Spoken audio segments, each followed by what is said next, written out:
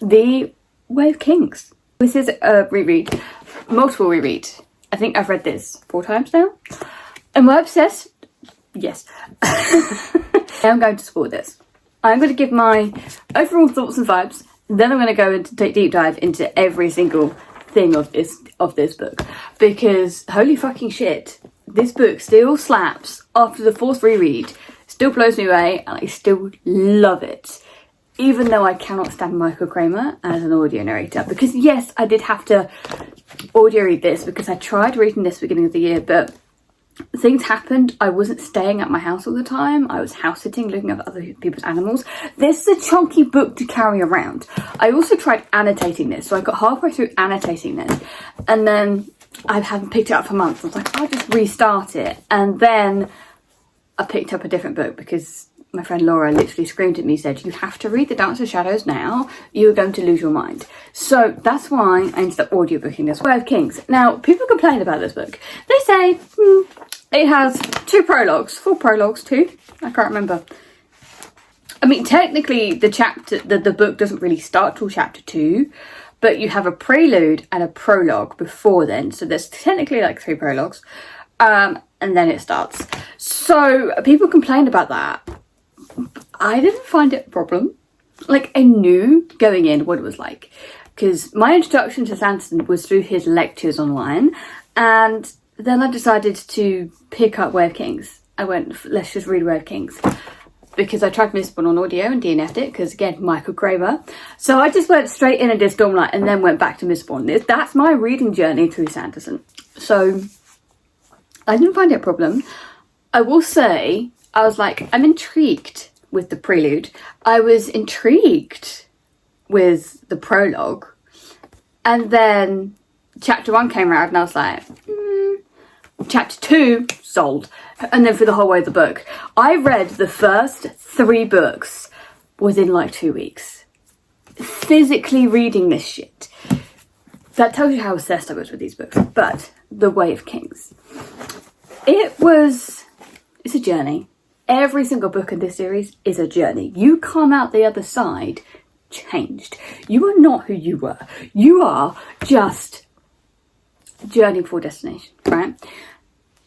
The magic system is so curious and so expansive, but it also ties in with mental health, which is one of the biggest things about this is, that's why I love the Stormlight Archive. The mental health representation in this, it's just incredible, absolutely phenomenal. But the world in this book is probably what drew me in first. Like, Kaladin is a great character. Personally, I'm an Adolin girl, but Kaladin is an amazing character. You go through his life, he is so beaten down. He is so hitting rock bottom constantly, but then there's this little spren that follows him around, and you're curious to who she is, and it's that little nugget of curiosity that pulls you through the book. People still think it drags, that people are not fans of it, which I don't understand it personally. I loved it. I love that hook, that little nugget there. But there is this little nugget that's going through, but you follow Kaladin through his journey, and I love the setup, like the Alethi as a culture, the war camps, the Shattered Plains, the Parshendi, that what is going on, what is going to happen, Dalinar and his visions, like his journey, everything that's going on with it, everything is just so expansive and entertaining. The world is the best, the magic system, but the characters do really shine. All of them, Dalinar, Adolin, Kaladin, even Shallan, which people hate, I never did. Yasna, best girl ever. The whole lot. And it takes a lot to get into the book. Like, there's a lot of pages you got to read to get to like the inciting incident, to get to the midway point. And you're kind of, I can't say what people kind of think, it's dragging a little. I never found it. I just, to be fair, I did read it in 4 days. I blinked and got to the end and I was like, what's just happened? I get the events in this and Words of Radiance mixed up so much because I read them back to back instantaneously. I think I did Words of Radiance even shorter, like 3 days. I was like, I need to read this. So I do get them mixed up all the time, but I found it was entertaining. The world was so expansive. It was incredible. I just had so much fun. This is a book that I just kind of, if I want to sink my teeth into, I pick up Way of Kings. It's something that I can just pick up, sink my teeth really into this book and just enjoy it. Way of Kings. If I want an expansive world, Way of Kings. If I want incredible characters, Way of Kings. If I want badass women, Way of Kings. It's a perfect introduction to this world. I can see why people might not like it. It's not like any other fantasy book you're going to read. I don't think it needs to be shorter. The flashbacks, I do agree, are a little bit long. Sometimes my reread, I just skip them. I'm not going to lie, because I've read the flashbacks. I now know the implications of what that's going to mean, because they do add to Kaladin's story and his arc. And that's the biggest thing about this book, is the character arcs to each of these books. Even the side characters, but each book has like a main character kind of thing, that you have the flashbacks through them and you see them grow and change. And without the flashbacks, I just feel like the arcs don't hit as much of an impact. You sort of understand a bit more about the character, and that's how it works. And honest to God, the characters sold me through this book. I adore them. And seeing each of them go through their arcs, and such a journey they go through. They still continue going through journeys after, especially Kaladin. Oh boy, Kaladin. But their arcs are just masterfully done, and I'm sitting there like in absolute awe of what is going to happen. And then you get the plot as well, how each of them, the characters drive it, and how there's this question constantly through this book of, oh, what's the answer to this? What's going to happen? Like, how is it going to tie in? And the ending, and then everything, and the honest to God, things that Kaladin goes through in this book is just... And then you get to the ending and you're like, yes! And the ending just leaves you cheering every time. The Santa Lunch is real. Every time in every one of the Stormlight books, I am left screaming and crying. Screaming mainly in this book. Especially to what Dalinar does at the end as well, which is just like phenomenal. Like, you wouldn't expect him to do what he did, but he did it, and you're like, oh my God, he's one of the good guys. It's incredible. I'm now going to spoil it. Let's deep dive into Way of Kings. There are just absolute moments in this book. There are moments in this book where I'm left just, what the fuck have I just read? Like, Kaladin, like, he's such a compelling character. He's a slave. He goes through everything. He almost jumps off and kills himself. But then you get a little Syl, tiny little Syl, who, she's just the absolute best, like the best. There are some in later books, but I'm like, Syl man, Syl's the, just the fucking best. Giving Kaladin the poison leaf, and then him using that and that conversation to try again, and seeing him try and fail, but keep going, and all the adversaries around him learning that the whole point of being a bridgeman is to just die. He's just a body to stop them from killing the soldiers, because Sadeas is, I didn't say that right, Sadeas is just an eel, always bad. He is terrible, absolutely terrible. But the journey, I don't know, I am a sucker for characters who suffer. Robin Hobb is my favourite author. The Realm of the Elderling's my favourite series. That says a lot. But still getting up and going. And then you're learning the magic systems through Kaladin. Like, he drip feeds you. He's like, well, the thing we use for money is also a magic power, but you have to say the words first, and you have to have a spren attached to you, which is just entertaining. It's, oh, what is this magic system? And I just love that, like, exploration, especially Teft.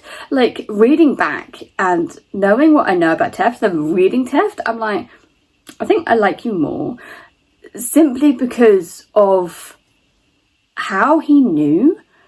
And that was a clever point. Like, he had somebody who kind of knew about the magic system, and alluding to what he thought Kaladin was just entertaining. That scene, the scene with the Stormfather, and he's hanging out in the storm, and he's just as still as there, and he survives. Everyone expects him to die, and it's incredible. Like, no matter what Kaladin goes through, how depressed he is, how down he is, no matter whatever has happened, he always survives, and he always keeps going. And I don't know, I think that's kind of why I love him so much, is he keeps getting up, he keeps going, no matter how shitty he feels. And he came to the edge of it, and it's just so realistic to what a lot of people do go through. And this is what I love about Sanderson, what I love about his books, is the mental health representation. It's the depression, everything that goes through this. He's definitely put his work into learning and knowing, so it feels very, very realistic, which is just incredible. Then you get Dalinar and Adolin, which everybody loves Kaladin's story, I think. Everybody loves to suffer. They love watching people suffer, but the intrigue comes from Dalinar and Adolin and what's happening there, and you're not really sure, at least I was when I first read it, I wasn't really sure where I stood on like Dalinar. I did love Adolin pretty much from the get-go, because he just seems like a cracking guy. He seems like a proper gentleman, especially the scene where he sort of stops the soldier and the prostitute, which is just, yeah, love that. But I love the dynamic between the two, how Adolin just hates Sadia so much, because honestly, fucking same. But also questioning Dalinar, questioning his sanity, because like, if we just got Dalinar's perspective, we would just believe anything Dalinar said. We wouldn't really be thinking, are you mentally deranged? Have you cracked? Is this real? What is happening? Because the visions, like, we're going through this, and it also shows a little bit more on the magic system, but looking back, I don't know if I connected the dots that they were like the same. I've read these so many times now, it does just kind of blur into one. But having Dalinar going through these visions, staying resolute, believing it was the Almighty, Adolin going, nah man, you're senile, it's just in your head. Having other people find out, and Dalinar just being like, they'll just talk about whatever, standing strong, that takes some stones, man, where everybody else is calling you mentally insane and you can still stand strong. The threat on the king, still standing strong in his belief, still standing, doing his best for his nephew. But also that scene where he beats up his nephew, love it, one of my favourite scenes, because as much as I love Elhokar, he is an entitled little bitch, and he needed a slap. Dalinar gave it to him because he's not a very good king. He really isn't. I believe he's trying. He's not trying hard enough. He's not doing well enough for the politics that are in place. He's just not that way inclined. And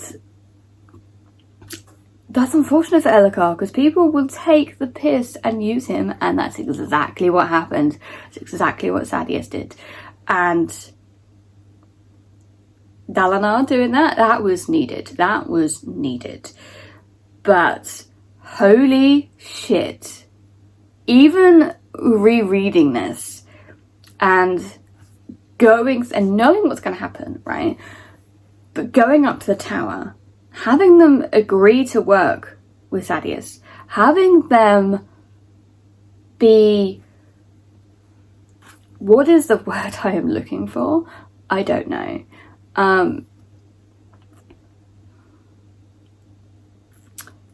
Agreeing to work with Sadeas, believing it's Sadeas, even though as a reader I was like, don't trust him, and I was right. And then having that happen on the tower, and the kind of the emotions that Dalinar must have been feeling at that time, and Adolin and everything, everybody's all like, they've done it, and they're losing, and they're knowing they're going to die. But the most impactful thing was Kaladin changing his mind. Kaladin going, we are free, we can run, but choosing to stay behind, knowing he still remain a slave, is one of the best scenes in this entire series. And there's so many incredible scenes in this series, but that's one of the ones that sticks out to me, because it's that pivotal point, that pivotal choice that makes Kaladin who he is, and that makes Dalinar appreciate him as slaves. But also, I don't think I think it does make him make the decision Dalinar does at the end of giving up Oathbringer to Sadeas to free all bridgemen, because he definitely is against, like, he's against running those bridgemen as they're being run, right? but there's being against it and there's doing nothing about it, and that pushed Dalinar into doing something about it, whereas everybody else is like, they're Sadeas' slaves, even though they're probably limited in what they can do because Sadeas owns them and he's a high prince and all this, but they're still not outwardly, you know, doing much, which it takes a lot of balls to do that. There's always a time and place to stand up and stuff like this, but the way Dalinar did it and just like, have Oathbringer, I'm taking all these slaves, to give that up and knowing what a shard means to each and every one of the high princes or every person is just phenomenal. I could talk forever about the events in this book, but I'm going to talk about Shallan now. I don't get the hate. I do not get the hate. Yeah, she's a bit, I want to say schizophrenic, but I don't think that's right. Skittish, like running around like a headless chicken, a bit like brain going really, really fast, which totally relate to sometimes. But bear in mind, she's never left home. We don't know the implications of what happened to her father. We don't know the reasons why. We know that she's after a soulcaster and she's chasing Yasna. And holy shit, Shallan is just, it's a different mood to a story compared to on the Shattered Plains. There isn't any like battles happening, but there's more subtle things that really affect things as you go through the books. So being in the Palanaeum, learning about who the Voidbringers are. Also, I love the fact that how Brandon Sanderson wrote Shallan uncovering her side of the magic system and what implications that is, and her just freaking out, because honest to God, I think I would as well. I would legit freak out if I had like this weird triangular person thing that I was drawing but couldn't see, but I could touch. That kind of, and figuring, yeah, it was all a little bit insane. I absolutely love the, honest to God, the scene with Yasna and Shallan and where Yasna kills people, because it gets you, like, everything with Yasna just gets you thinking, right? You just think, and like Brandon sounds very, very good at it. Doesn't answer your questions, he just like, will make you think. It does make you think. It makes you think about morality and philosophy. That's not how you say the word. Philosophy. You know what I mean. About all of that kind of stuff. And it's compelling. It's so compelling. It is so just, he's not telling you what to believe or to think and making it your own mind, and then you kind of go through a little bit of like what Shallan is going through at that point. Like, was this right? No, but was it morally right? But what they were doing was also wrong, but what I did was wrong. So which one is the right choice? It's all that kind of played into it. And again, this all depends on each individual person and what they're going to believe and what they're going to come across. But also having that moment make Shallan still the soulcaster was just incredible. To have her come to that belief and go, actually, no. But I do love how he's introduced Shallan as a person. Like, to realise there's a bigger expanse of a world outside of the Shattered Plains that we only see in Kaladin and Dalinar's story, right? That's all we see. And to have that and understand how big the world is, where she's travelled, how she is different, so there's another country on top of where she is, how she's following Yasna. And Yalb, man, I love Yalb. Honest to God, him coming in to the bookseller and acting like he worked for another bookseller is just honest to God. I just loved it. It just made me laugh. There is honest to moments, scenes in these books that just make me laugh out fucking loud.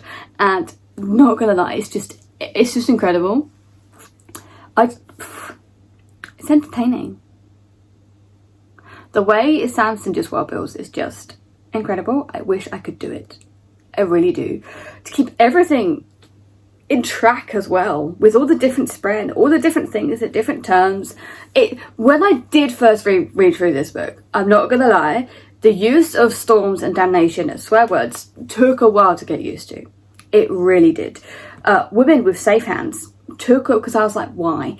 We're not used to it. It's a different culture. So that's why I like, where it's kind of good, because it kind of makes it works for the world, but also it's you're alienated because you don't understand it. It's like when you go over to like Dubai, they are so like, you don't use the hand that you go to the toilet with, or your dominant or whatever, because they deem that not clean, even though you've cleaned it, you've done all this. There's all sorts of stuff over there, and you have to dress very, very well. It's all different. So I love how Sanson just does that. It's just, yeah. And people say his writing is simple. His prose isn't great. I'm going to raise Tress on the Emerald Sea to you. His prose is written this way specifically because it's somebody who isn't well versed in fantasy can pick up Way of Kings and can understand what's going. Somebody who isn't well versed in fantasy cannot pick up a book like Malazan and know what's happening, because even people so versed in the genre have read books like it before, get confused. So to make the writing simple and digestible is a really good way. And it also means, at least for me, I could binge this book and not feel like I sat and not feel like my brain has gone to mush from reading it. Like, that's how it's done really, really well. But I think this was a perfect entry point into Stormlight. Is it my favourite? No. It's high up there though, as one of my favourites. I do think I prefer this over Oathbringer, but we'll have to see on the reread. This is a book I have never read anything like it before, and I honestly would want more of it. One of my top favourite series, perfect entry into the series, because it's drip feeding you what it is going to be. And I know it's hard because it's a book one, but people, I think, do over critique a book one because it's an entry point. You are learning the world, the characters, and a glimpse of what the plot is going to be. Absolutely incredible. I absolutely love it. I cannot wait to dive into Way of Kings. Cannot wait, because fucking wait. Not Way of Kings. Words of Radiance. Words of Radiance, man. Words of Radiance.